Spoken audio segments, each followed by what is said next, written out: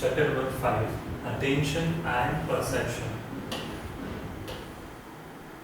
When you walk through a busy street, a large number of stimuli bombard your sense organs, but you can take it in and use only a very small number of stimuli. For example, a number of people crisscross each other wearing a different colored dresses, cars and buses passing through on a nearby roads, shops and buildings also attracts your attention. However, only a small and selected part of the available stimulation is registered by an individual for processing and rest it filtered out. This process for selectively responding to the stimuli or range of stimuli is called attention. Thus, attention refers to all those processes by which we preserve selectively. ठीक है, मतलब जब हम लोग एक ऐसे busy वाली street से पास हो रहे हैं जहाँ पे डिफरेंट नंबर ऑफ पीपल, बहुत लार्ज नंबर ऑफ क्राउड होता है हमारे साथ, ठीक है, क्रिस क्रॉस पीपल हो रहे होते हैं हमसे, ठीक है, different types of colours of clothes पहनकर। उसके बाद हम लोगों ने देखते हैं कि कार्स बसेस भी वहाँ से पास हो रही होती है नियर बाय रोड से। कुछ शॉप्स होती है, बड़ी बड़ी बिल्डिंग्स होती है जो हमें अट्रैक्ट करती है हमारे अटेंशन को, मतलब एक टाइम के लिए हम लोग ऐसा मुड़ के देखते हैं और कुछ देर अगर कुछ ज़्यादा अच्छा लगे तो हम लोग उसके सामने और देखते हैं, मतलब उसको इन डिटेल देखते हैं, समझते हैं, जानते हैं, ठीक है। अगर मतलब कोई स्ट्रीट पे कोई जा रहा है, उसने कुछ अच्छा अट्रैक्टिव से क्लोथ्स पहने हैं, उसके अट्रैक्टिव से कलर्स हैं, तो उसे भी हम लोग एक टाइम रुक कर देखते हैं कि उसने क्या पहना है, क्या नई डिज़ाइन है, ठीक है। हम लोग उसके बारे में डिस्कस भी करते हैं बहुत बार ऐसे उसे। बहुत सारे ऐसी शॉप्स, रेस्टोरेंट्स, होटल्स का हम लोग बाहर से पास हो रहे हो तो हम लोग उसे देखते हैं, जो हमें अट्रैक्शन हमारा क्रिएट करता है और हम लोग उसकी तरफ देखकर अट्रैक्ट होते हैं और उस चीज़ के बारे में जानना पसंद करते हैं। So it's called attention. ये सारी चीज़ें हैं वो attention. Thus attention refers to all those process by which we perceive selectively, जो किसी चीज़ को सिलेक्टिवली, इतने सारे लोग जाएंगे पर किसी उसमें से कोई एक दो ही होंगे जिसको हम लोग नोटिस करेंगे, हम लोग देखेंगे, ठीक है। इतनी सारी शॉप्स होंगी पर सारे को हम लोग नहीं देखेंगे, सारे को हम लोग याद नहीं कर पाएंगे, ठीक है। कुछ ही ऐसी शॉप्स होती है, कुछ ही ऐसे मतलब बड़ी बड़ी बिल्डिंग्स होती है जिसको हम लोग याद रखते हैं। You have read in the lesson becoming aware of the world around us. World, हमारे आसपास का वर्ल्ड बारे में हम लोग जानते हैं, अवेयर होते हैं, ठीक है, चीज़ों के बारे में हम लोग जानते हैं, समझते हैं। That we have 10 senses which provides us information about the external and internal world. हमारे पास 10 senses हैं, ठीक है, जिसकी वजह से हम लोग क्या करते हैं, जानते हैं चीज़ों को, हमारा इंटरनल वर्ल्ड और एक्सटर्नल वर्ल्ड के बारे में जानते हैं। But some central regulatory mechanism allows selective pick up of information. Have you ever thought that the dish antenna on the roof of your home can pick up all the signals that are available there? ठीक है, but the turner is a television set selects only the signal that you want to view, ठीक है। मतलब अब TV antenna है but बहुत सारे signals पास हो रहे हैं, बट जो हमें देखनी होती है वही सारे वो सिग्नल्स कैच करता है that you want to view, जो हमें देखने होते हैं। others are filtered, वो बाकी सारे फिल्टर हो जाते हैं out. Similarly, from a large number of stimuli that are available in the external world, large number of stimuli जो है अलग-अलग सारे चीजें, ठीक है, और लोग अवेलेबल इन एक्सटर्नल वर्ल्ड में attentional process limit the perception of stimuli selectively, मतलब किसी को हम लोग फोकस करते हैं, देखते हैं, जो हमें अट्रैक्ट करता है। This attentional process serve the terminal function in a filtering information selectively for a further processing that finally leads to the perception। ये सारी चीजें किसको लीड करती है, perception. 5.1 Attention and its component process. Attention is a central process and perception is not a possible without attentional process, ठीक है। perception है वो attention के बिना possible नहीं होता है। attention ये क्या है, central process है। That means attention precedes perception.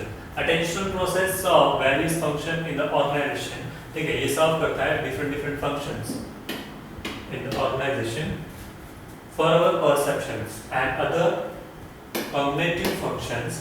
The various functions of attention are जैसे कि alerting function, alert करता हुआ, selective function, ठीक है, limited capacity channel या vigilance, ये चीजें हैं, 4 चीजें। Let's see alerting function. Carefully observe a cat poised at the small mouse hole whole. If you look at the cat carefully in such a situation, you will observe that the ears of the cat are directed towards the mouse hole. मतलब उस जो cat है उसके कान जो है वो बिल्कुल उस माउस के होल की तरफ होते हैं कि बिल्कुल भी थोड़ी सी आहट सुनाई देगी तो वो वो ज्यादा वहाँ पे ध्यान देगी, उसका अटेंशन वहाँ पे ग्रैब होगा। To receive the slides or sounds of movement inside the hole, जो inside the hole क्या चीजें हो रही है, जो छोटी-छोटी आवाजें आ रही है तो उसको वो जानता है। Eyes are covered and focused on the hole to get a visual image of a mouse as it tries to come out. The foreleg muscles are in a state of high alert to pounce at the mouse as it comes out. There is a complete psychological and mental preparedness. ठीक है, preparedness to catch the prey, मतलब उसके शिकार को पकड़ने के लिए वो साइकोलॉजिकली और मेंटली दोनों तरीके से वो प्रिपेयर्ड है। ठीक है, क्या जैसे भी वो बाहर आ रहा है तो उसको हम लोग मतलब उसे कैच करना है उसके प्रे को। ठीक है, this is an example of alertness. तो ये एग्जांपल है अलर्टनेस का। What we call an alerting function, इसको हम लोग अलर्टिंग फंक्शन कहते हैं of attention. You will notice that the cat is allocating all its available attentional resources. This demonstrates the alerting nature of attention. Let us take another example of demonstrate the alerting nature of attention.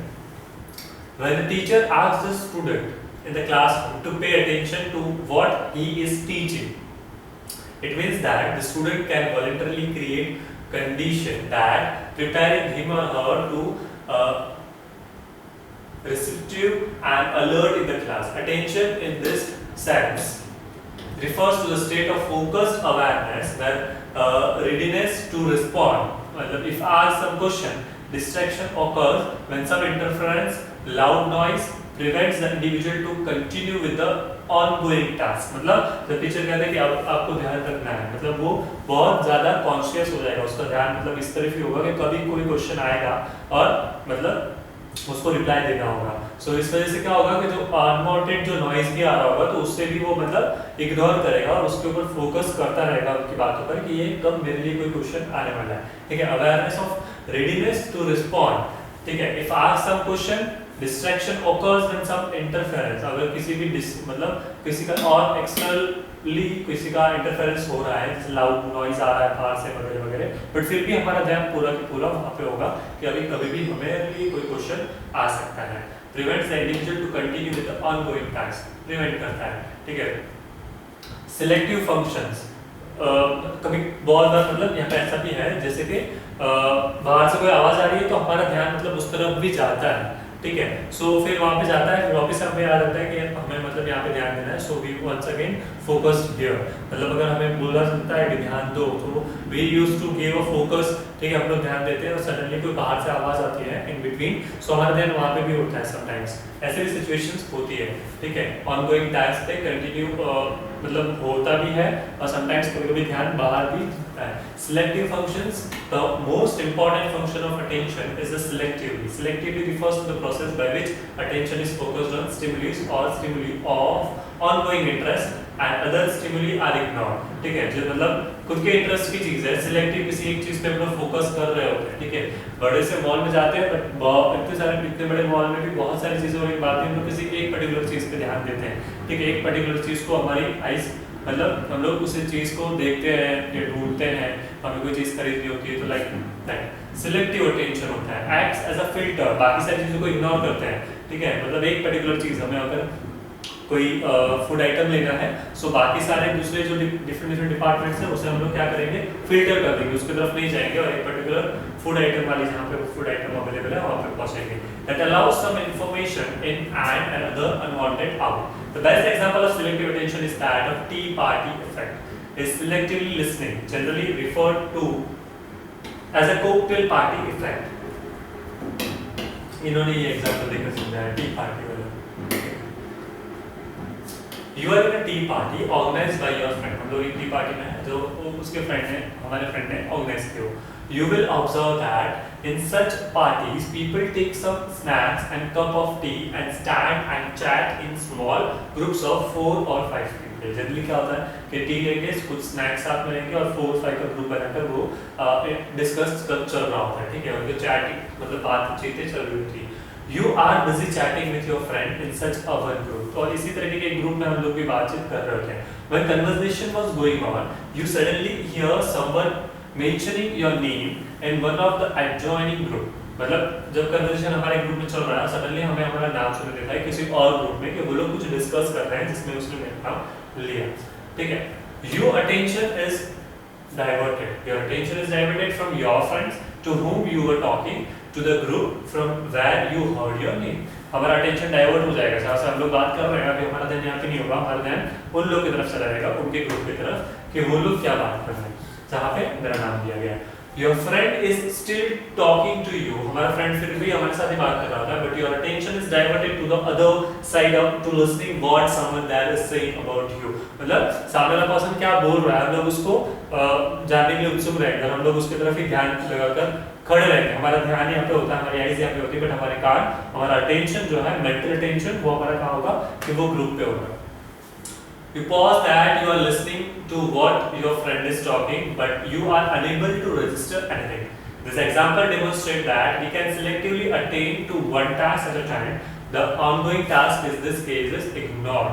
तो इसमें ongoing task जो हमारे साथ हो रहा होता है, जिसके साथ हम लोग खड़े होते हैं, ना तो उसके तरफ ध्यान, मतलब इसमें क्या हो रहा है कि हम लोग एक टाइम पे एक चीज कर सकते हैं, ना तो इधर ध्यान दे पाएंगे, ना तो वहां पे ध्यान दे पाएंगे, ठीक है। सो वो उस वाले ग्रुप में क्या बातें चल रही है तो शायद हमें वो अच्छे से सुनाई ना दे, और यहाँ से भी इसमें जो बात हमें फ्रेंड बोल रहा है तो उसकी तरफ भी हमारा ध्यान नहीं होगा। सो एट अ वन टाइम हम लोग एक ही चीज कर सकते हैं। तो ऑनगोइंग टास्क इन सब केसेस में क्या होता है कि इग्नोर हो सकता है, मतलब उस पे बेध्यान हो सकते हैं। Limited capacity channel, it has been established through research that we have limited capacity to process information that is available in the outside world। ठीक है, हमारे पास लिमिटेड इंफॉर्मेशन का लिमिटेड कैपेसिटी है कि हम लोग उसे हमें अवेलेबल करें हमारे, ठीक है, हम लोग उसे समझे जाने world. That is, tasks that require attentional resource cannot be carried out simultaneously because we have limited capacity। हमारे पास लिमिटेड कैपेसिटी है, प्रोसेस है the incoming information है। We process the task one at one time। एक चीज हम लोग एक time पे कर सकते हैं, called serial processing, उसे हम लोग serial processing कहते हैं। For example, if you are asked to listen to the music as well as read this page in your textbook, you cannot carry out both the tasks simultaneously or in a parallel। ठीक है, अगर हमें एक music side में चल रहा है वो भी सुनने के लिए कहा जाए, हमारे हमें ये पेज भी पढ़ना है ऐसा नहीं कहा जाए, तो शायद क्या होगा कि हम लोग ध्यान नहीं दे पाएंगे। ठीक है, म्यूजिक अटेंड करने के लिए कहें और सेम टाइम पे हमें क्या कहा जाए कि we have to read this page, तो क्या होगा, हम लोग इस पे ध्यान नहीं दे पाएंगे। During this period you are not able to comprehend what you are reading and vice versa। हम लोग क्या पढ़ रहे हैं उसकी तरफ हमारा ध्यान नहीं होगा, vice versa, और हम लोग क्या सुन रहे हैं उसकी तरफ भी ध्यान नहीं होगा। That means when the task requires attentional resource, when the task is difficult, जब भी task difficult हो, you can carry on with one task at a one time called serial processing। मतलब उस वक्त हम लोग एक टाइम पे एक चीज करें जिसे हम लोग serial processing कहते हैं। Carry two tasks simultaneously is not possible। दो टास्क को एक साथ में करें वो पॉसिबल नहीं होता है। However, if one task is highly practiced or routinized, then it is possible to carry on with two tasks simultaneously। मतलब एक टास्क ऐसा हो जो हम लोग कंटिन्यूस बेस पे कर रहे हैं, ठीक है, अगर हम लोग उसमें प्रैक्टिस्ड है हमारे, तो हम लोग दो चीजें एक साथ में कर रहे होते हैं। जैसे वो कार वाला एक्सपीरियंस था, बातें करते करते हम लोग कार भी चला रहे होते हैं, उसमें ऑटोमेटिकली सारी चीजें, मतलब हमारे हैंड मूवमेंट्स, गियर चेंज करना है, जैसे सारी चीजें हम लोग कर रहे होते हैं। For example, when you are practiced driver, you can drive the car as well as converse with the other person sitting by yours। ठीक है, जैसे सेम एग्जांपल, कार चलाते वक्त हमारे बाजू वाले के साथ भी बात कर सकते हैं। This is possible because driving requires little or no attentional resource or a mental effort। इसमें mental effort करने की जरूरत नहीं है, हमें पता चलता ही है कि हम लोग किस वक्त हमें क्या चीज करनी है। And you can pay attention to what the other person is talking। और दूसरी जगह पे पर्सन क्या बात कर रहा है उस पर भी ध्यान दे सकते हैं। This condition is called automaticity in information processing। इसको ऐसा बोल सकते हैं। So in this sense we are serial processing। ठीक है, हम लोग serial processors हैं। That means two or more tasks that require complex non-duty processing cannot be carried out simultaneously। मतलब दोनों टास्क को एक साथ में नहीं कर सकते। The bottleneck is at the central level in a brain, that is the brain is not able to handle two or more tasks simultaneously. ठीक है, मतलब दो या दो से ज़्यादा चीज़ें हम लोग एक साथ में नहीं कर सकते. In this case, computer is better than human beings. अब इस केस में क्या हो रहा है, कंप्यूटर जो है वो ह्यूमन बींग से बेटर है, क्योंकि वो एक टाइम में 2 से या 4 से ज़्यादा चीज़ें कर सकते हैं, टास्क अलग अलग परफॉर्म कर सकते हैं. That it can be process information in a parallel. बोलो मतलब कंप्यूटर्स जो है वो एक साथ में 2 से ज़्यादा फंक्शन साथ में कर सकते हैं. Brilliance function maintaining attention on a task continuously for some time. कुछ टाइम के लिए हम लोग एक टास्क पे बहुत मतलब फोकस करते हैं कंटिन्यूस बेस पे. Like looking at a radar screen is called brilliance. और sustained attention मतलब कुछ टाइम के लिए हम लोग उस पे रडार पे ध्यान रखते हैं, स्क्रीन पे, कि मतलब हम लोग का ध्यान उधर रहता है. It has been found that attending to the task of long is taxing, particularly if the task is monotonous and it leads to decrease in the performance. इसको इससे क्या होगा, decrease in the performance देखने मिलेगा. You will be able to understand brilliance better by doing the following activity. कौन सी activity, ये सारी activities कर इसे समझ सकते हैं. You can do this activity for more detail. So here we have completed this task, this topic.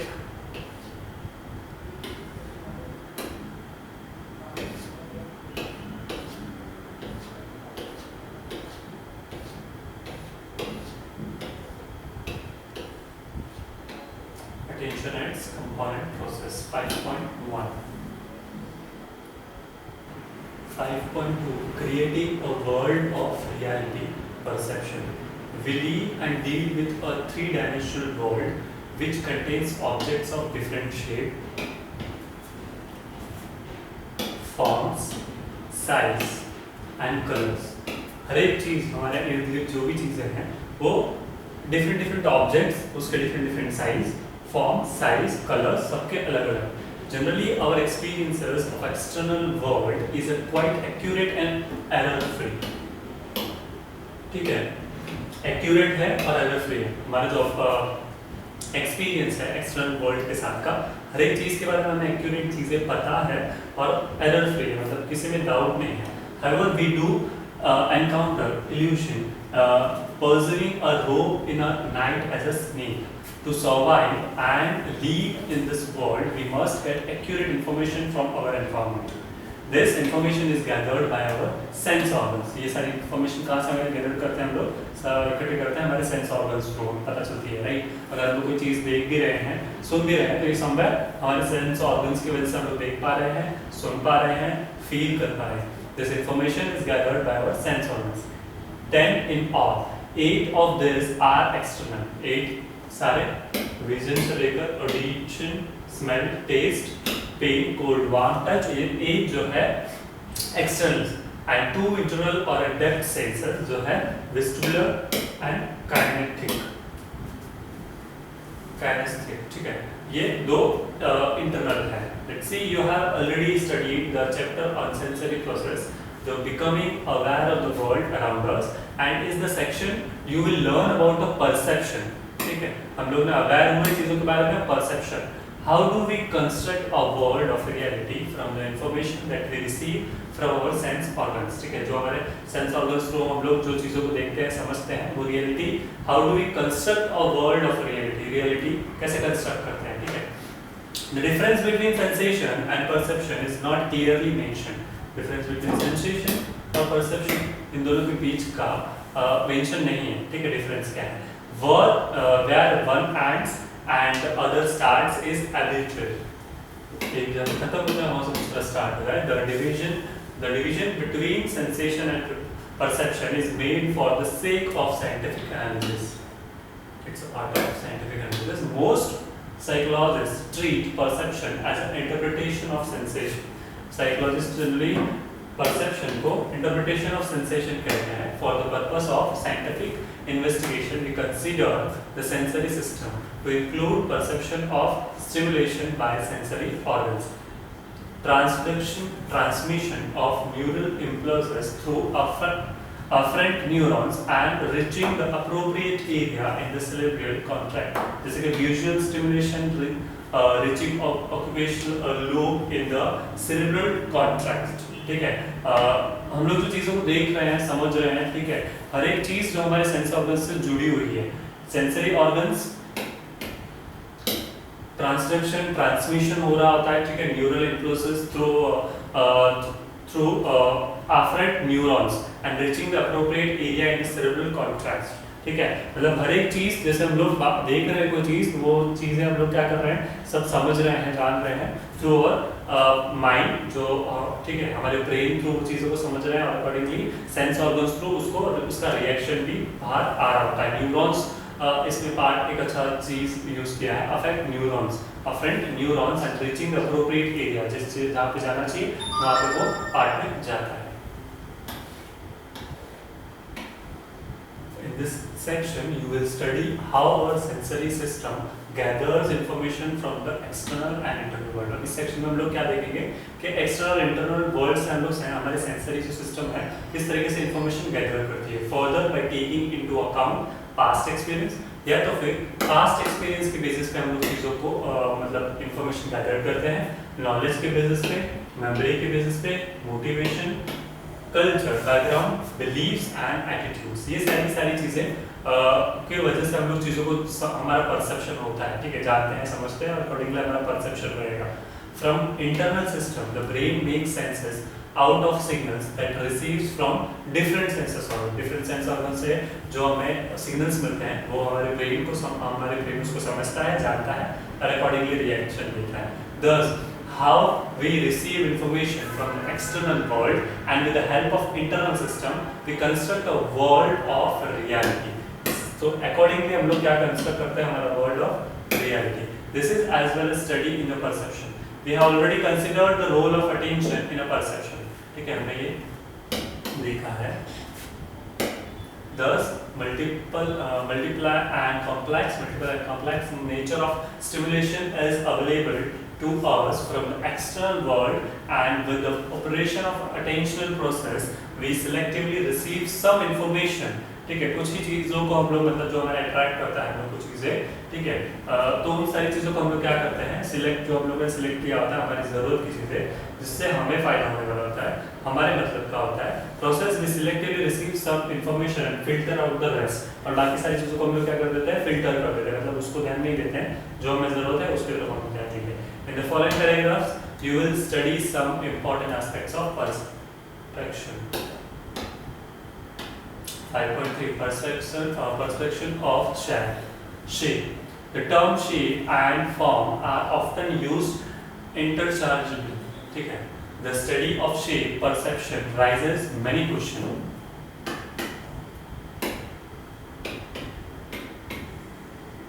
such as how do we perceive shape, कैसे हम लोग shapes को perceive करते हैं, is your ability to perceive shapes and form initiate or learn how do we separate figure from ground, are these laws that ground the organization of perception, what are illusions and why do these illusions exist, क्यों ये exist करता है।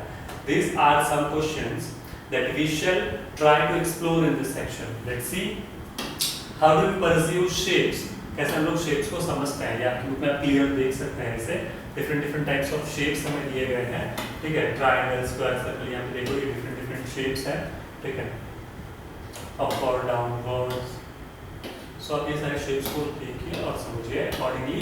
यहाँ पे इन्होंने दिया होगा shape और form is defined as areas of visual field, ये विजुअल फील्ड्स हैं जिसे हम लोग देखकर समझ सकते हैं, that are set of form the rest of the field of visible contour. Wendler in 1935 demonstrated how contours are preserved and their role in the perception of shape are form. To perceive a shape, its contours must be sharp and enough to mark off region that is called shape। हम लोग enough मतलब इतने enough होने चाहिए, उस must be sharp होने चाहिए, enough to mark off region that is called shape, उस रीजन को मार्क कर सकते हैं, ठीक है। फॉर एग्जांपल सी फिगर 5.1, जैसे इस 5.1 में इन्होंने दिया होगा, ऊपर 5.1 में दिया हुआ है, ठीक है, यहाँ पे फिगर एंड ग्राउंड, ठीक है। सो अकॉर्डिंगली फिगर और दो चीजें मतलब यहाँ पे भी डिफरेंट फिगर्स हैं और here is also one other figure. So to perceive a shape, it contours to be smart must be sharp enough to mark off region that is called shape. For example, see figure 5.1 in which the contour has been made to clearly delineate an area that is a circle. If the contour becomes too weak or disappears, the shape also disappears. So shape भी disappear हो सकता है अगर weak हो तो.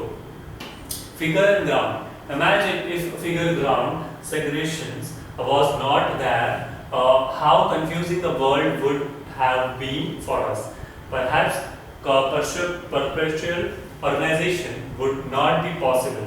For example, see figure 5.1 वापस उसे देख सकते हैं in which the random shape stands out as a figure and page becomes background. ठीक है, पेज क्या होता है, बैकग्राउंड बन जाता है. इसमें मतलब अगर प्रॉपर हर एक चीज का मतलब उसको शेप ना हो तो हम लोग विल बी कंफ्यूज्ड कि कौन कहाँ पे खत्म हो रहा है कहाँ पे स्टार्ट हो रहा है. ठीक है, मतलब उसको प्रॉपर शेप होना जरूरी है, कंफ्यूजिंग रह जाएगा वरना. उसको अगर अच्छे से सेगमेंटेशंस ना दिए हो, ठीक है, which the random shape stands out as a figure and page becomes background. Another example, whatever is written on the blackboard by your teacher becomes figure. जो भी चीजें ब्लैक बोर्ड पे लिखी जाती है वो सारी फिगर बन जाती है. And the black board becomes a ground. और ब्लैक बोर्ड जो है वो ग्राउंड होता है, इसके ऊपर जो चीजें होंगी, ठीक है, वो फिगर है. पूरा की पूरा मतलब अभी हम लोग ऐसा कहें, so it's a kind of white board. White board पे ये सारी जो फिगर्स हैं और बाकी ग्राउंड क्या है, ये white board. You cannot read anything on the blackboard unless the figure words is segregated from the blackboard. Background से अगर अलग से उसको प्रेजेंट ना किया गया, ठीक है, अगर यही चीजें अगर ब्लैक बोर्ड पे लिखी जाए तो शायद हमें पता नहीं चलेंगे ये सारे वर्ड हमें पता नहीं चलेंगे. ये सारी लिखा वर्ड जो है वो सारी की सारी ब्लैक बैकग्राउंड हो तो शायद हमें कुछ भी नहीं दिखेगा, मतलब दिखेगा ही नहीं. बट इंस्टेंट के ब्लैक बोर्ड पे हम क्या करेंगे, व्हाइट चॉक से लिखेंगे जिसकी वजह से वो सारी फिगर्स दिख पाए. ठीक है, blackboard. In our visual field, whatever we look out in the environment around us, some area is segregated to form figure, and the rest is relegated to the background. That part which is not important for us, against which the figures are perceived. Figure ground segregation is initial for the perception of shape.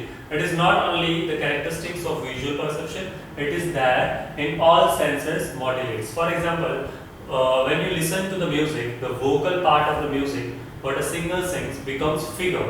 ठीक है, जब हम लोग music को सुन रहे होते हैं, background music बज रहा है, बट वोकल पार्ट जो रहेगा, जो उसके शब्द निकल रहे होंगे, ठीक है, जो सुर लगा रहा होगा, तो वो सब क्या रहेगा, वो फिगर का पार्ट बन जाएगा. तो vocal part of a music, what a singer sings becomes a figure, and the instrumental part is related to the background. और instrumental part जो होगा वो background बन जाएगा.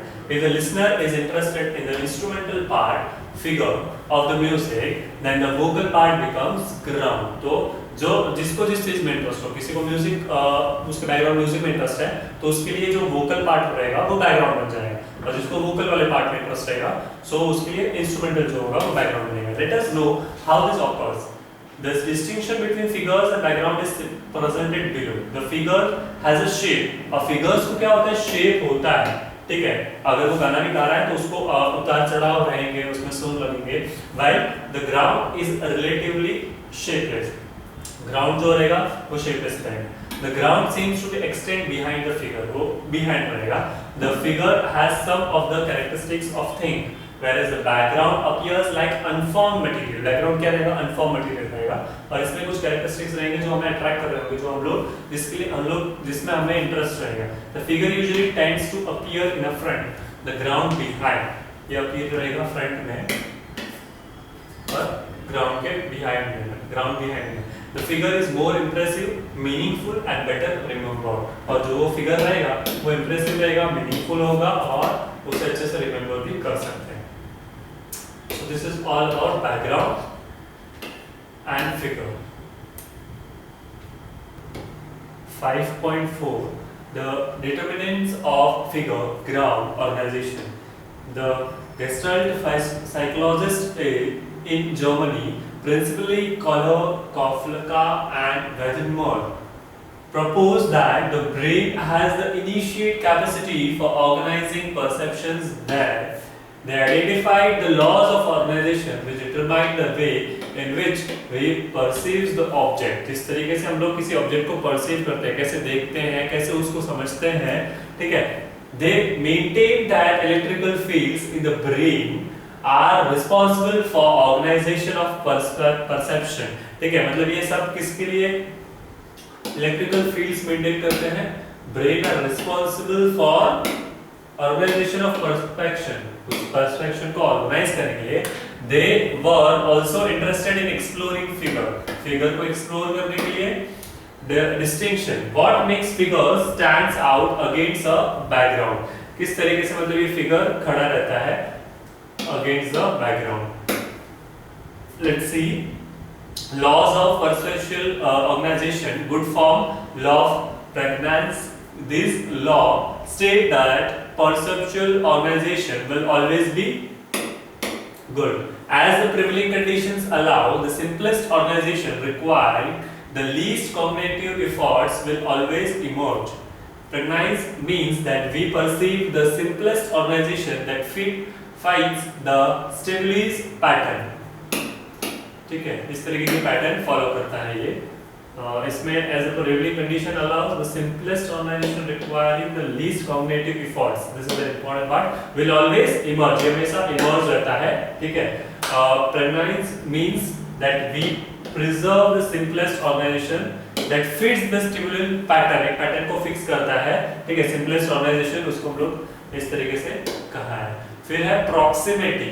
All the stimuli that occurs together in the space or time will be organized together. ठीक है, सारे के सारे को ऑर्गेनाइज करते हैं एक पैटर्न में together. जैसे कि 5.3 you can observe that 3 groups of 2 vertical lines. You will find it difficult to see 6 individual lines. ठीक है, मतलब ये 6 इंडिविजुअल लाइंस है, बट हम लोग ये डिफिकल्ट रहेगा हमारे देखने के लिए क्योंकि हम लोग इसको एक लाइन समझ रहे हैं. जनरली ये 6 लाइंस हैं. ठीक है, 6 लाइन इंडिविजुअल लाइंस है, बट ये जब ग्रुप में खड़ी है तो हमें 3 लाइंस दिख रहे हैं. Right, law of proximity. Similarity, other things have equal elements which are similar in structure or have common characteristics will be grouped together in figure 5.3. 5 squares, 5 triangles, 5 circles in columns are grouped together. इस तरीके से 5 चीजें इन लोगों ने group बना के रखा है. लॉ ऑफ सिमिलरिटी बताने के लिए. राइट, सो यहाँ पे भी हम लोग देख सकते हैं other things being equal, element which are similar in the structure or have common characteristics will be in a group. मतलब square सारे group में add together. If figure 5.4 5 squares, अब इसमें 5 squares दिए हैं, 5 triangles दिए हैं, 5 circles दिए हैं, in a columns are grouped together. एक column में उन सभी को group wise रखा हुआ है. ठीक है, पर अपने अपने में वो उनकी कुछ ना कुछ अलग कैरेक्टरिस्टिक्स है. एक वो स्क्वायर है, उसको 4 लाइंस, ठीक है, 4 पार्ट्स, जिसके 3 पार्ट्स ट्रायंगल वाले के. फिर उसके बाद है closure. And incomplete figure will be seen as a complete one. Incomplete figure है वो हमें सीन दिख सकता है कि कंप्लीट वन. ये ट्रायंगल का शेप पता चल रहा है, पर ये इनकम्प्लीट है समवेयर, अभी तक कंप्लीट नहीं हुआ है, बट फिर भी हमें पता चल रहा है. 5.5 is a figure consisting of complete lines that have gap in them. अब इसमें गैप है. ठीक है, हम देख सकते हैं यहाँ पे. It is perceived as a triangle despite the fact that its sides are incomplete. ठीक है, इनके incomplete sides होने के बाद भी हमें पता चल रहा है कि ये triangle का shape है. A closure like the triangle does not exist. The lines forming a triangle does not exist. Still, it is compelling to perceive a triangle in a figure. Let's move to 5.5. Illusion are misperceptions resulting from misinterpretation of sensory information. Illusions are also known as false perception. For example, if there is a thick rope laying on one side in the dark, it could be perceived as a snake. ठीक है, मतलब एक rope अगर है, thick rope on a one side dark में अगर रहेगा सो हमें कैसा लगेगा, परसीव्ड एज अ स्नेक, वो स्नेक की तरह ही दिखेगा, एक थिक ऐसा मतलब चीज पड़ी हुई होगी, रोप पड़ा हुआ होगा थिक सा, और वन साइड डार्क में अंधेरे में पड़ा हुआ होगा, सो समवेयर फर्स्ट लुक में भी क्या लगेगा, it's a kind of snake. Illusion is a normal phenomenon which is perceived by all the human beings and animals. ये human being, even animals भी इसको perceive ऐसे ही करते हैं. You must have experienced moon illusion. The moon in the horizon looks far bigger in size. The moon is a zenith. We know that the rential image of a moon at a horizon or a zenith is the same. Moon being at the same distance from the earth, ठीक है, same distance पे रहेगा, फिर भी वो उस वक्त बड़ा लगता है. However, its perceived size differ a lot. One explanation takes into the account the size-distance relationship. Helmholtz long back suggested that the judgment of size is related to the judgment of distance. Size का judgment किससे related है? Distance से. ठीक है, जितना दूर होगा उतना वो छोटा, जितना मतलब जितना पास होगा उतना वो बड़ा. जैसे हमें पता चलता है राइट, हम लोगों ने नॉर्मली देखा होता है कि जो चीज जितनी पास में रहेगी, right, if we are travelling in aeroplane, हम लोगों ने देखा होगा कि लाइक बहुत ऊंचाई वाले प्लेस पे अगर हम लोग जब भी जाते हैं तो वहां से हम लोग को चीजें छोटी छोटी दिखने लगती है, right. So this is all about the statement that judgment of a size is related to judgment of a distance. कितना distance है? For example, radial angle being constant if a judged distance of an object is more than the actual physical distance, ठीक है, then the perceived size will also be larger than the actual physical size and vice versa. जैसे मैंने अभी example दिया वही. It is contended that with radial image being the same, the perceived distance of a moon in a horizon is more than the perceived distance of the moon in the zenith.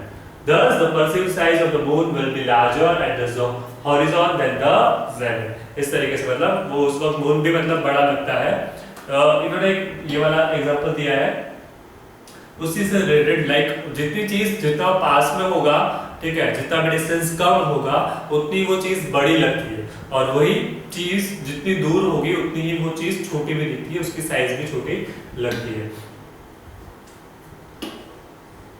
Moon actual में moon कितना बड़ा होगा, but हमें इतने दूर से उसका distance के हिसाब से हमें वो मून छोटा लगता है.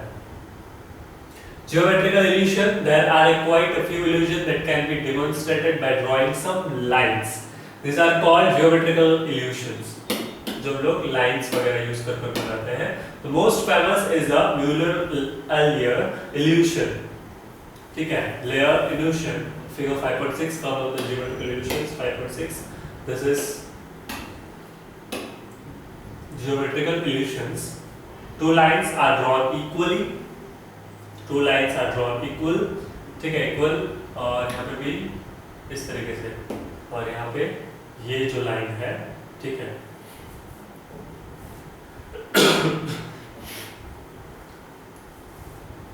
Mueller-Lyer illusion और vertical horizontal illusion. Vertical and horizontal, इस तरीके से vertical और horizontal illusion है, और यहाँ पे piezo illusion है. This is a kind of piezo illusion. ठीक है, दो यहाँ पे इन्होंने एक साथ में दे रखा है, वहाँ पे Mueller-Lyer illusion है जो opposite direction वाला पार्ट है. 5.6 Perception of space. Perception of space also refers to the perception of size. ठीक है, and distance. Size, distance plays a big role. The problem emerges from the fact that the image of the three-dimensional world is projected on the two-dimensional retina. ठीक है, three-dimensional जो world का image है उसे two dimensional retina पे किया है. This raises the question, एक क्वेश्चन खड़ा हुआ, from the two dimensional image how do we perceive the three dimensional world, और in other words how do we perceive depth and distance. Depth भी देखना है, डिस्टेंस भी देखना है. The problem of space perception is depicted in a figure 5.7. ठीक है, ये 5.7 में पूरा एक्सप्लेन किया है किस तरीके से थ्री डायमेंशनल इन्वर्टेड इमेज दिया है यहाँ पे. ठीक है, नोडल पॉइंट्स यहाँ पे दिया है, जहाँ पे 3 डायमेंशनल जो रेटिना है वर्ल्ड केस पे, तो कैसे 2 डायमेंशनल वे में प्रेजेंट किया हुआ है यहाँ पे। Here we can see the line A and B, ठीक है। फिर ये डिस्टेंस S यहाँ पे इन्होंने पूरा एक्सप्लेन किया है। It can be observed from figure 5.8 that the points A1, A2 and A3 on the line of sight fall on a retina A, ठीक है। A1, A2, A3 ये A के हैं, और similarly those of points B1, B2, B3 falls on B, ये B1, 2, 3 B का part, ठीक है।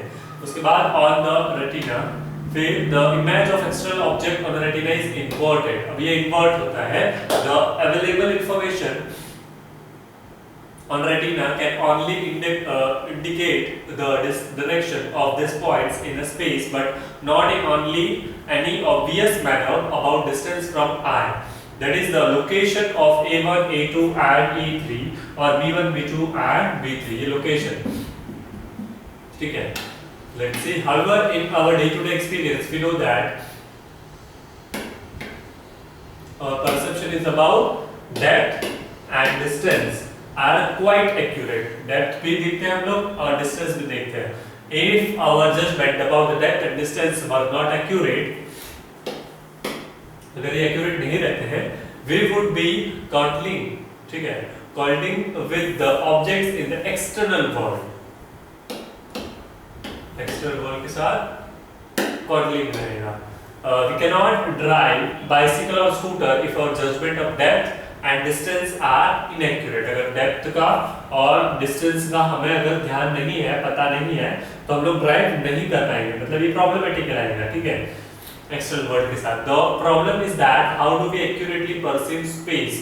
Space कैसे पता चलेगी? Depth और distance कैसे पता चलेगा? From 2-dimensional image on the retina, you will find shortly that the perception of space is possible because of the various causes available to us। जैसे कि before we study the various causes, it will be in order to have clear understanding of various terms that are used here। इसमें कुछ various terms हैं जहाँ देखते हैं हम लोग। This refers to the absolute spatial extent D between the observer and object, figure 5.8, corresponding to the physical distance D, there is a preserved distance D, sometimes referred to a apparent distance also। Let's see, distance बताया है यहाँ पे, और इन दोनों के बीच में depth भी बताया है, दो ऑब्जेक्ट्स के बीच का, ठीक है। जहाँ से इंसान देखने वाला है वहाँ से लेकर ट्री तक का डिस्टेंस कितना है, और इन दोनों के बीच का डेप्थ भी कितना है। Physical extent between the individual and object, physical extent between the two objects are perceived by the individual। Depth is a relative spatial extent between the two objects, ठीक है। यहाँ पे जो है ये दो ऑब्जेक्ट के बीच का जो डिस्टेंस है वो two object as a viewed by the observer, जो ऑब्जर्वर देख रहा होता है। For example the relative extent between the two trees as viewed by a observer corresponding to the physical depth is a perceived depth, the depth perceived by the individual। तो ये perceive जो करते हैं हम लोग, जो दोनों प्लांट, दोनों ट्री के बीच का जो डिस्टेंस है वो। साइज क्या है? The object has a physical size, object की अलग की फिजिकल साइज है, वो एस से डिनोट की है, that is out there. The individual perceives this, it is called perceived size as। It is interesting to understand that we perceive depth and distance with the help of various clues available to us। These clues may be divided into 3 categories। पहले तो non-visual, bicular clues and monocular clues। We shall discuss these clues briefly। First है non-visual clues। Accommodation and convergence are the two non-visual cues। ये दो non-visual cues हैं। These cues are called non-visual। वो non-visual है because they do not emanate from the retinal image as is the case with the other clues। Accommodation, what we call focusing in camera, in the case of eye we call accommodation। The image of the external object is focused on the retina with the help of lens in the eye। The lens is adjusted by the ciliary muscles to focus far and near objects on the retina। the ciliary muscle changes the convexity of the lens so that the image of the object is clearly focused, and this process is called accommodation. If the object is relatively at a distance more than 2 meters, also the ciliary muscles is relaxed. ठीक है, relax हो जाएंगे. When the object comes nearer and nearer, the muscles contracts more and more, making the lens more convex. वो जितना पास से पास होता जाएगा, आप लोग जितने मतलब कवर डिस्टेंस कवर करते जाएंगे, उतना पास से पास वो क्लियर होता जाएगा. ठीक है, पास में आएगा रहेगा और जो कॉन्ट्रैक्ट होगा वो लेंस मोर कॉन्वेक्स होता जाएगा. The degree of contraction of a ciliary muscle signaled to the brain through kinetic impulses is a possible cue to distance. That is, if the object is further away from the viewer, अगर वो दूर है, the ciliary muscle is relaxed. तो क्या होगा? Muscles relaxed, मतलब इतना ज़्यादा उस पर फोर्स नहीं रहेगा. And when the object is near, ciliary muscle is tense. तो वो tense हो जाएगी. जितना near रहेगा, उतना tense. The extent of contraction is the ciliary muscle feedback to the brain is the cues to accommodation. However, research indicates that accommodation is a weak cue of perception of depth and distance. ये एक research में कहा गया है कि indicates क्या indicate करता है, accommodation क्या है, वीक रहता है. क्यू ऑफ परसेप्शन क्या रहेगा, डेप्थ एंड डिस्टेंस वाला रहेगा. B. Coverance. When you read the letters of this printed line, you cover your eyes. With the help of 6 internal collar muscles located outside each eye, they bring the image in both eyes to fall on the foreview of each eye of fusion and clear vision. ठीक है, हमारे books में भी जो आपके पास books है उसमें भी अगर ये आप लाइन सारे जो देख रहे हैं उसमें जो 6 इंट्रा कॉलम मसल की वजह से हम लोग ये लाइंस को प्रॉपर्ली देख पा रहे हैं. Right, bring the image in both eyes to fall on a fovea of each eye. ठीक है, फ्यूजन पे एंड क्लियर विजन इससे दिख रहा है. The extent of convergence achieve in the signal to the brain and this provides a cue to distance. ठीक है, और ये ब्रेन थ्रू हमें signal to the brain and this provides a cue to distance. और distance cue जो है वो distance maintain करके रखता है, उससे पता चलता है. जैसे एग्जांपल दिया है, if the object is near the angle of convergence will be large. ठीक है, अगर नियर रहेगा एंगल तो कैसा लगेगा हमें, लार्ज दिखेगा. And as the object goes farther away the angle will be of convergence decrease, उसका कवरेंस कम हो जाएगा. For objects at a far away distance, the eye are more and less parallel. तो इसमें eye क्या हो जाएगी, more हो जाएगी और ये parallel हो जाएगी. The extent of coverance achieved is feedback to the brain and it is a cue to distance. Again, research indicates that like accommodation, it is a weak cue of perception and distance. ठीक है, binocular cues. Unlike the two cues discussed above emanate from the retinal image itself, these cues are double image. फिर ये binocular disparity दो है. Double images, you have already learned that when we fixate our eyes on an object in space, fusion takes place. इसमें fusion takes place. When we fixate our eye, ठीक है, object की तरह in space takes place and we see one object, और हमें तब एक object दिखाई देता है. However when we fixate on an object और अदर ऑब्जेक्ट्स नियरर और further than the fixation point fall on the non corresponding points, फिर वो नॉन करेस्पॉन्डिंग पॉइंट्स पे गिरते हैं एंड प्रोड्यूस डबल इमेज. और उसका डबल इमेज भी होता है, कभी पता है. ऑल अदर ऑब्जेक्ट्स जो है नियरर टू द फर्दर, जो पास में है, then the further fixation point, fix point हम लोग जिस पे देख रहे हैं वो नहीं, fall on the non corresponding points, जो नॉन करेस्पॉन्डिंग पॉइंट्स पे हमारी जो नजर होती है, प्रोड्यूस डबल इमेज. बहुत कम बार ये सिचुएशन होती है. You can try this phenomenon, take 2 pencils और hold them vertically in a line and front of your nose. Nose के लाइन में हम लोग 2 पेंसिल्स को रखे और nearer and other farther away, और एक दूर रखते हैं. Now fixate your eye on the nearer pencil. ठीक है, तो जिस एकदम किस पर लोग ध्यान देंगे, जो सबसे पास में है ना उस पेंसिल पे, the image of this pencil falls on the corresponding points, the image of the pencil जो है उसका ध्यान किस पे जाएगा, करस्पॉन्डिंग पॉइंट्स पे, as your coverage your eyes and accommodate and fusion will take place, और इस वजह से क्या होगा, fusion takes place. You will be able to see the pencil, however the image of the other pencil will be double. As it falls on the non-corresponding points, the fusion will not take place. Similarly, if now you fix it on the further pencil, the image of a nearer pencil will be double.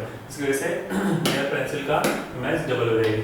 However, the double image you have just experienced are not similar in a nature. तो ये similar नहीं होती है nature में. The first will be uncrossed double image and the second will be crossed. और first वाला क्या रहेगा, uncrossed रहेगा, second वाला crossed रहेगा. The phenomenon just explained when the example of 5.9 A and B, इस तरीके से A and B में समझाया है. Double image A, ठीक है, uncrossed double image होता है जिसमें cross नहीं होता, और इसमें cross हो रहा है. You can see this how this cross images इसमें देखने मिल रहा है. जो इसमें क्रॉस नहीं हो रहा है ये अपनी अनक्रॉस्ड रहेगा और इसमें क्रॉस्ड रहेगा, ठीक है. हॉरोपॉड फिक्सेशन पॉइंट, इसमें फिक्सेशन पॉइंट n है और हॉरोपॉड नीचे है, ठीक है, इसमें ऊपर आ जाता है. इस तरीके से इन्होंने बताया हुआ है.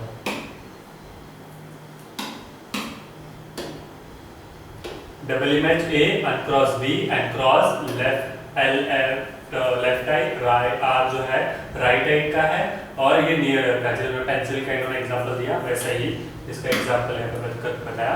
Thus when we get uncrossed double image, the object is farther than the fixation point. On the other hand, when we get crossed double image, then the object is nearer than the fixation point. Object क्या आएगा, nearer रहेगा than the fixation point. उसके यहाँ पे बात है binocular disparity, objects that are nearer and further than the fixation point project their initial image on the non-corresponding or disparity areas of the two retinas. Greater the distance from the fixation point, greater will be binocular disparity. That is, disparity increases as the distance of object from the fixation point increases. ठीक है, जैसे increase होता है. This radial disparity is the possible clue about the distance of the object from the fixation point. ठीक है, ये fixation point से possible clue about distance of object. ये possible रहता है disparities में, ठीक है. Radial disparity is the possible clue about the distance of object. इसमें possible रहेगा क्योंकि distance of object from the fixation point इसमें clear रहेगा.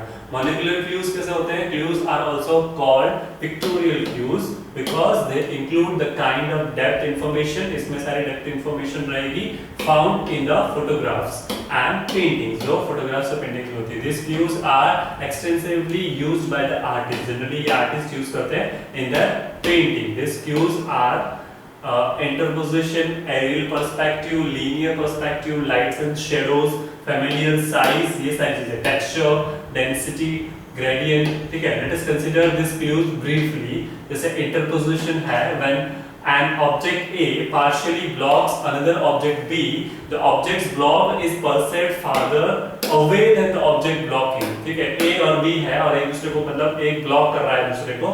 So figure जैसे कि ये है, ट्री का जो है वो ये फिगर ए जैसे हाउस है तो ये इसको ब्लॉक कर रहा है. This is a part of interposition. The tree is perceived further than the house. तो इसमें ऐसा बताया जा रहा है कि ट्री हाउस के पीछे है, मतलब थोड़ा दूर है ऐसा. ये हाउस पहले है, इसके बाद में ये ट्री है. इस वजह से ये आधा पोर्शन बताया हमने, फर्दर देन द हाउस. इसमें ऐसा बताया जाता है. Aerial perspective, when you look at building in a city, building close by a look clearer and other boundaries, contours are well defined as comparison to distinct ones which look grey and hazy. The buildings, trees and other objects that look hazy are perceived far away in the comparison to those which look near. ठीक है, मतलब ऐसी सारी चीजें जो present की जाती है, बिल्डिंग्स वगैरह है तो ऐसा बताया जाता है कि वो बड़ी है और दूर है. मतलब इस तरीके से उसको डिजाइन किया जाता है. When you look at the buildings in a city, building close to the look nearer, clearer and their boundaries, उसकी boundaries भी clearly present की जाती है, are well defined in a comparison to distant one, ठीक है, different अलग present करने के लिए, मतलब यहाँ की आगे की क्या बताएंगे, बड़ी बड़ी बताएंगे बिल्डिंग्स यहाँ पे आगे की, और स्ट्रीट है, और पीछे जैसे जैसे जाएगा वैसे वैसे बिल्डिंग्स की साइज छोटी हो जाएगी, मतलब वो डिस्टेंस भी बता रहा है और जितनी पास में है तो उसकी साइज भी बता रहा है कि कितना बड़ा है, कितना बड़ा हो सकता है, ठीक है। जैसे हमने वो पिक्चर्स मतलब पिक्चर में नेचुरल सिनेरियो में देखते हैं कि लाइक माउंटेन्स है, ठीक है, आगे एक ट्री है, ये जनरली एक पेंटिंग कि जिसमें पीछे से जब एक लेक निकल रही है, सो वो पीछे से एकदम पतली होगा और धीरे धीरे जैसे जैसे आगे आएगा तो वैसे ही उसका पोर्शन जो है वो बड़ा होता जाता है लेक का।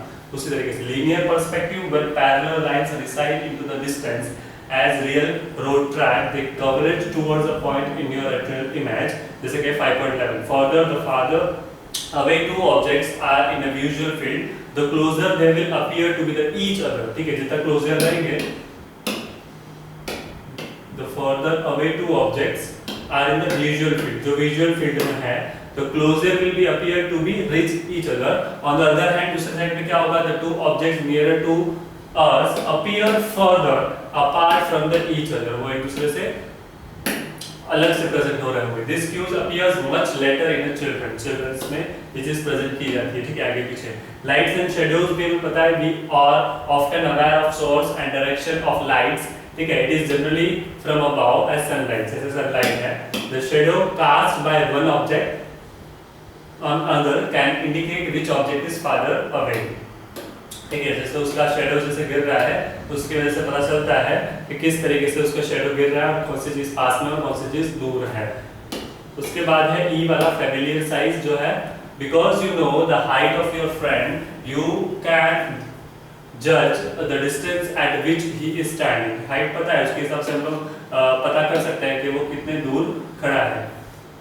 जैसे कि ये बता रहा था मैं कि जितने पास में होगी चीज उतनी बड़ी होगी और जैसे जैसे दूर जाएगी, जैसे मैंने एग्जांपल दिया था लेक वाला, तो same this is a same kind, ठीक है, जितना पास में होगा उतना ज्यादा बड़ा दिखेगा। The distance at which he is standing the possible because he always store the memory image of object that we see, हम लोग ने क्या किया होता है, स्टोर किया होता है उसका, मतलब हमें याद होता है कि उसकी कितनी हाइट है। When we look at an object we away from us, we can interpret the distance from the interior image by taking into account the familiar size, उसकी साइज पता चल जाती है। हम लोग फोटोज वगैरह देखते हैं तो उसमें हमें पता चलती है कि नॉर्मल ह्यूमन बीइंग की साइज कितनी होती है, दूसरे सारे ऑब्जेक्ट की साइज क्या होती है, तो वैसे हम लोग अंदाजा लगा लेते हैं कि कौन सी चीज बड़ी है कौन सी चीज छोटी होगी। जैसे उसकी ड्राइंग्स होगी उसी हिसाब से हम लोग अंदाजा लगाएंगे, ठीक है, उसी हिसाब से उसका पेंटिंग भी बन रहा होता है। लाइक बिल्डिंग्स बड़ी बड़ी होती है, उसके सामने अगर कोई व्हीकल या कोई ऑब्जेक्ट हम लोग रख रहे हैं तो वो सारी चीजें छोटी रहेंगी। You can do this activity, take a playing card and present it to your friend at a distance of 10 feet from him, ask him to जज the distance at which the card is placed. Cards रखने की distance को जज करना है। He will be quite accurate in judging the size of playing card, तो दूर से वो प्लेइंग कार्ड्स की साइज को वो समझ पाएगा, because he is familiar with the size of cards, क्योंकि उसको पता है कि कार्ड्स की साइज क्या आएगी, मतलब इंसान के हाथ में आ जाए उतनी ही उस साइज होती है, which is always of the same standardized size, वो हमेशा सेम ही होता है, उसमें कोई वेरिएशंस नहीं होते हैं। Texture and density gradient, look at the plot field, जो plot field होती है खुदी हुई, the nearer surface looks rough and as we extend our vision farther away the texture gets clear similar, ठीक है, जितना पास मतलब हमें पास में देखते हैं तो वो क्लियर ही दिखती है। If you look at the grass nearby you will be able to see the blades of grass clearly, ठीक है, जैसे हम लोग ग्रास भी देखते हैं तो उसमें ब्लेड्स हमें पता चलता है कि कौन सा जगह ज्यादा है कौन सा जगह कम है। But as you extend your vision to the distinct point the ground looks as if a painted green and blades of the grass are more visible. This texture gradient is a cue to distance. The object laying on a surface that looks fine and smooth in a texture are perceived at a greater distance than the choose object on a rough surface. For example, जैसे कि ground है but overall ऊपर से अगर हम लोग देख रहे होंगे तो क्या लगेगा कि लाइक पूरा की पूरा ग्राउंड ग्रीन है, बट जब इंडेक्स हम लोग उस ग्राउंड पे खड़े रहेंगे तो पता चलेगा कि कौन सा साइड ज्यादा ग्रास है कौन सा साइड कम ग्रास है, ठीक है, तो वो इन डिटेल जब हम लोग हमारा डिस्टेंस उससे कम होगा तब हमें पता चलेगा। सो दिस इज ऑल अबाउट 5.6 हमने ये देखे।